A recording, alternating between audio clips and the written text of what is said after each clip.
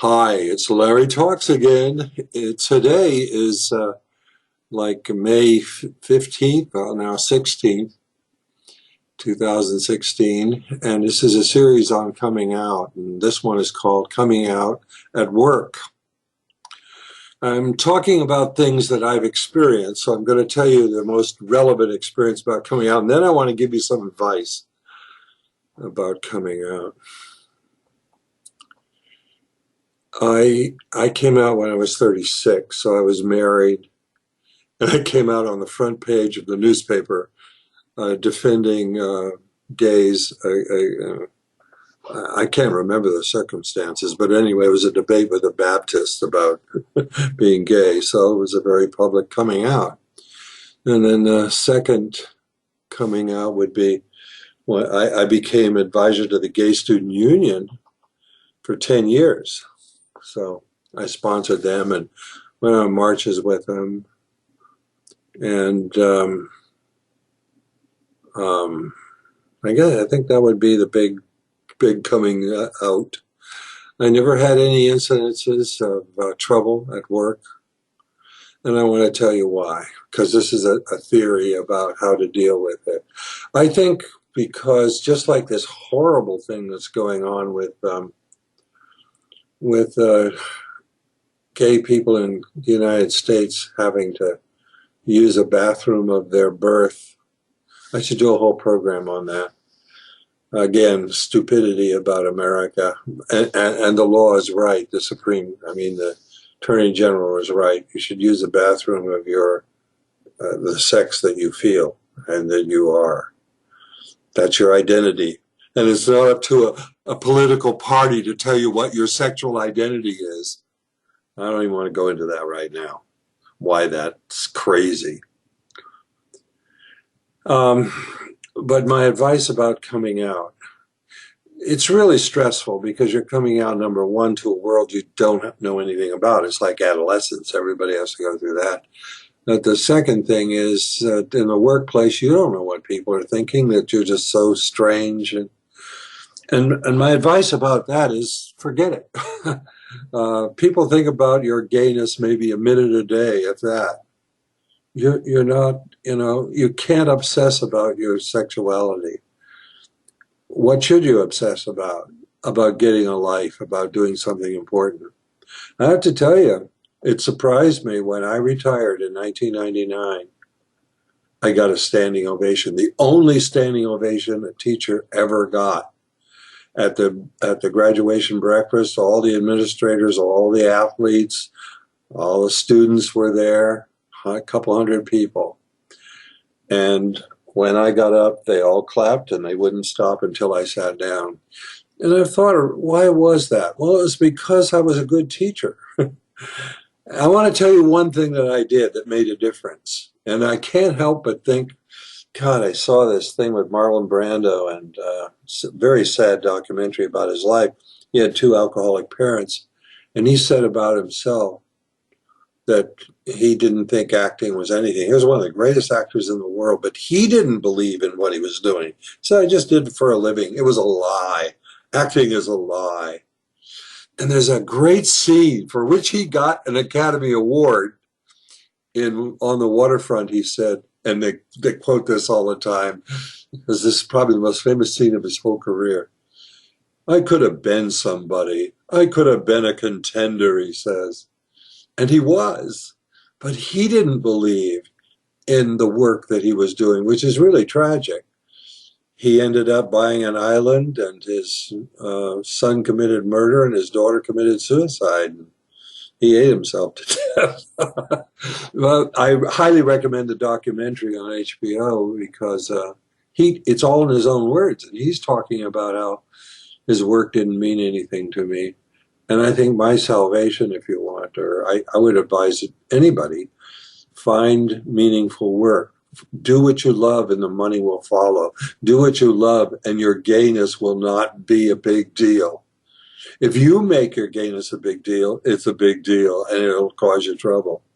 I have to say there are exceptions. Harvey Milk is certainly the exception. But you have to understand that Harvey Milk already had a life when he became a politician for gay rights.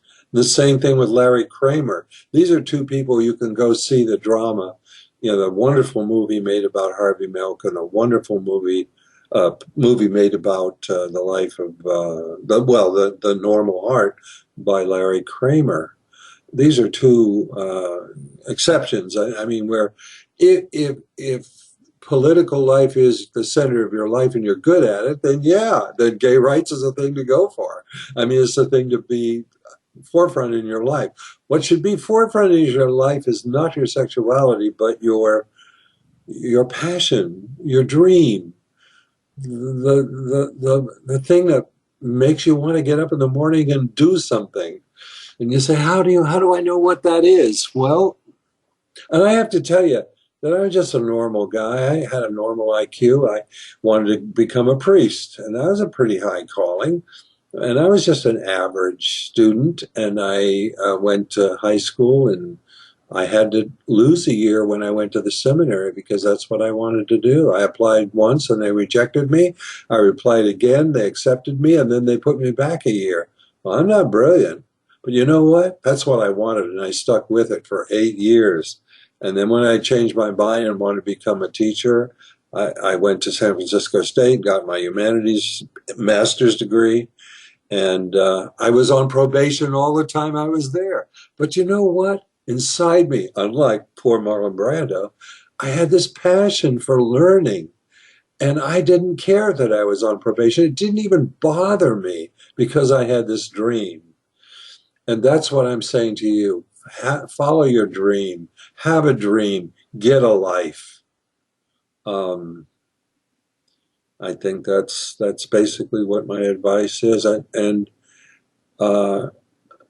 people have a lot of trouble when they just focus on me, me, me. That's the other thing. I'll end with this principle of my life. I taught humanities, world religions, and very controversial stuff, but I never talked about gay stuff in the classroom. I talked about other people's rights, and I think that's another reason I got a standing ovation when I retired, because I wasn't focused on myself. I was focused on the common good, just like Bernie. I'm a Bernie Sanders kind of guy. Anyway, it was all very positive for me. I was somebody, and I was somebody because I wanted to be somebody. I wanted to have a life. I wanted to be a good teacher. I worked on it all my life. I published 2 books. And let me tell you, just to end with this, because this is what my greatest accomplishment of my life was. When I was 35, 1985, I went on sabbatical and published my 2nd book. So I've been teaching 15 years. Now, I could have made profits. And by the way, the guy who got his certificate of achievement before me at the standing ovation, he had made $500,000 on a textbook. Nobody clapped for him. When I got up, they clapped for me. Why? Because I didn't publish that book. I made no profit on it whatsoever. Well, I made $33,000 on my sabbatical, but I made no profit. I published it for the book. So the students, instead of paying $50 to $100 for a book, paid $20 for a book. And that was true for 30 years because the teacher who followed me also used the book, probably for the same reason. It was a good book. And now just this week, if someone has called me and said they want to use it. And I saved every student from $20 to $50. That's what I did. And I think that's why I got a standing ovation, because I was thinking about them. And they knew that I taught for 33 years.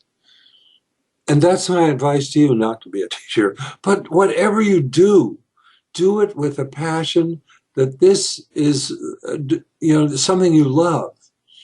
If it is gay rights, that's fine. But you got to be good at it. As I say, I recommend you see the Harvey Milk film and the Larry Kramer film. They're really inspiring and comforting, especially the Harvey Milk.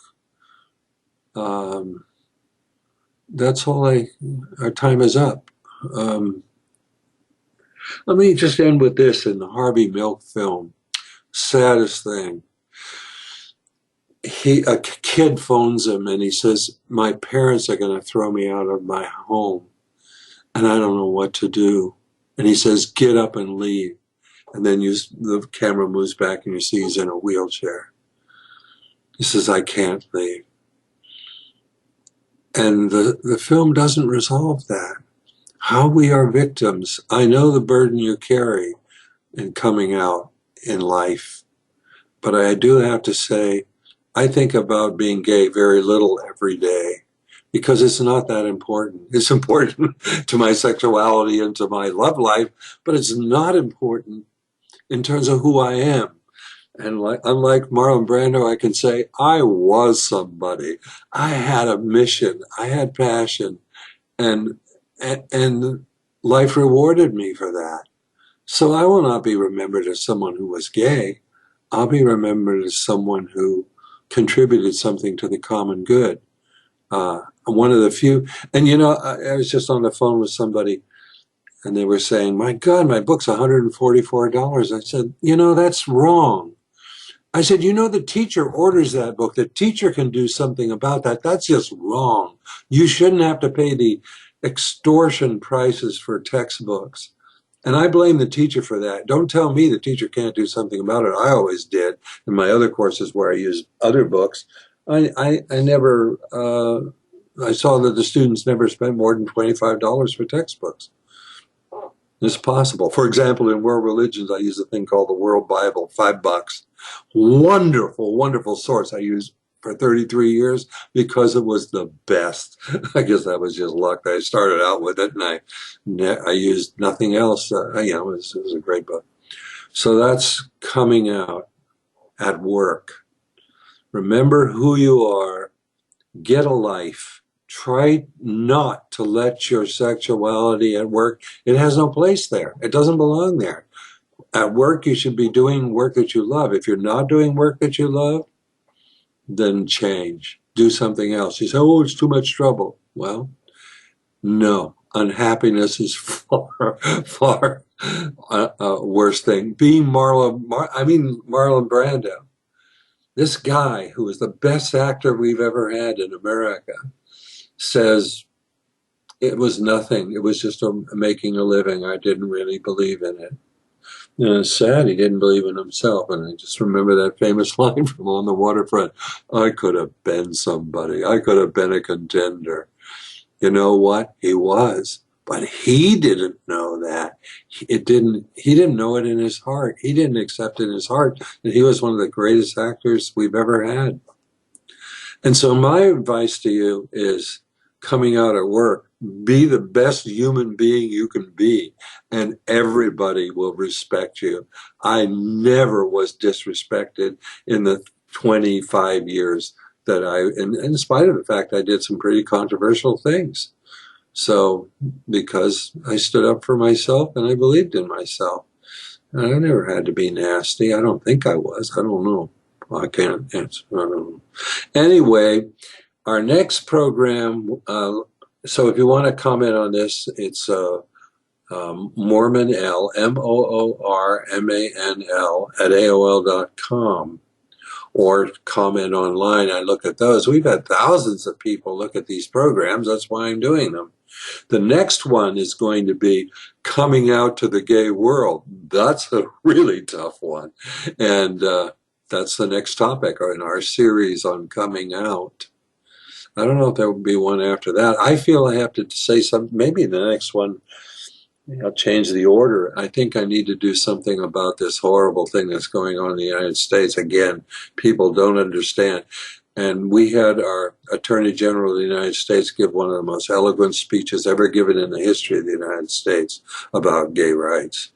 And I don't know if you'll ever see it, but if you get a chance to see it, she really stood up for transgender people, but she didn't give the reasons why. And I need to do 10 minutes on why it is reasonable for anybody to believe that a person should choose the bathroom of their gender, not the bathroom of their birth. And I'll tell you why. That's an argument. Again, the science behind this is 30 years old. There was a time when this conservative craziness could have been believed, but there's no basis for it today. So we'll see you next time. MoormanL at AOL.com. Bye, folks.